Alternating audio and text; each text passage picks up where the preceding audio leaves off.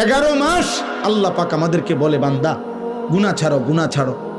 11 মাসে আল্লাহ বলছে বান্দা আমার ইবাদত করো, আমার ইবাদত করো। ইয়া আইয়ুহাল্লাযীনা আমানু ইরকাউ, রুকু করো, সিজদা করো, ওয়াবুদু রাব্বাকুম, রবের ইবাদত করো। কিন্তু বলতে বলতে 11 মাস পরে আল্লাহ যেন আবার মায়া করে বলতেছে, আচ্ছা বান্দা যাও, 11 মাস কম বেশি হইছে, ঘাটতি হইছে, ঠিক মতো হয়তো খেয়াল করো নাই, তুমি কিছু ভুল করে ফেলছো। বান্দা ঠিক আছে, সব কিছু ঝেড়ে মুছে আরেকবার ঘুরে দাঁড়াও। আমি চলো, ঠিক আছে বান্দা, আমি আল্লাহ মূলত চাই। একটা কথা মনে রাখবেন, আল্লাহ মূলত বান্দার ব্যাপারে চায়, আল্লাহর প্রথম চাওয়া বান্দাকে মাফ করে দিতে, আল্লাহর প্রথম চাওয়া বান্দাকে জান্নাত দিতে। বুঝেন নাই কথাটা?